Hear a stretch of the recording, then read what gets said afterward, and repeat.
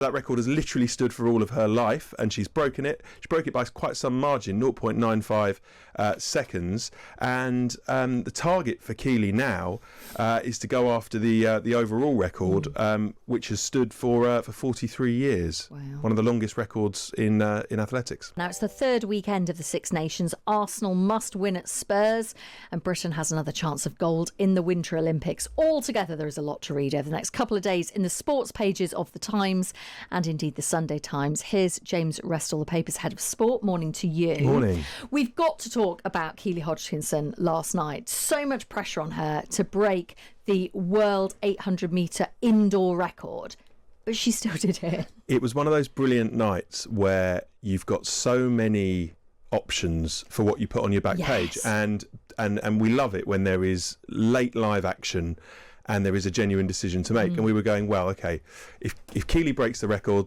that's the back page picture.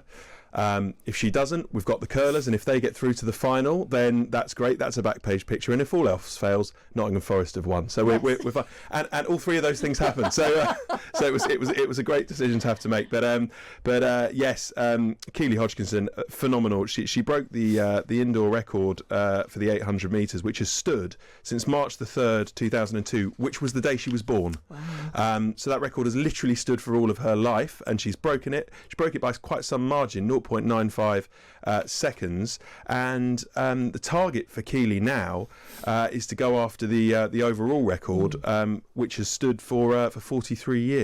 Wow. One of the longest records in athletics. Huge. We must talk about the curlers, because it didn't go well for Team GB's women's curlers, but the men's have got through. They've got a guarantee of a minimum of a silver at the Winter Olympics. Yeah, and they were on the brink of elimination a couple of days ago, and it was results went in their favour, and that's what got them into the semi-finals against Switzerland. Switzerland got them into the semi-finals. They did, yes, they did, yes. And then again, a phenomenal performance from Bruce Mowat again.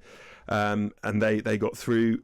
They play Canada tomorrow evening, 6:05 start, and also at around the same time, Zoe Atkin is going for gold in the ski halfpipe final. That starts at 6:30. So a bit of channel and browser hopping, I think, tomorrow for everyone. She qualified top, didn't she? So it'll be interesting to watch that. Let's talk rugby. I know Guto's very keen on this.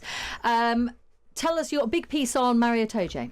Yeah, Maro Itoje reaches 100 caps for England this weekend against Ireland, and Will Keller has done an amazing piece, sort of charting his whole career. It's not very often we get the Deputy Prime Minister in the sports pages, but David Lammy knows Maro Itoje very well, and he's contributed to this piece as well. And we've also spoken to Benno Abano, another England international, who's Maro's cousin, and his teammate Charlie Ewells. It's a great read, and it'll be on the website today. Going out today, that's good. And also North London Derby we should talk about. Yeah, there's a couple of potentially spicy press conferences this afternoon.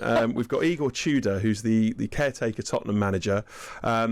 Out of the frying pan straight into the fire. His first match as Tottenham caretaker is Arsenal. Arsenal under pressure after dropping points against Wolves. Are they choking?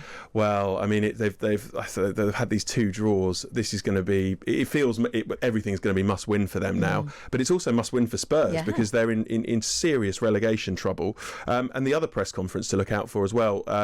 Michael Carrick, the Manchester United caretaker, is speaking today for the first time since Jim Ratcliffe made those quite infamous comments earlier in the week. Last week. So we'll see if he has anything to say about that.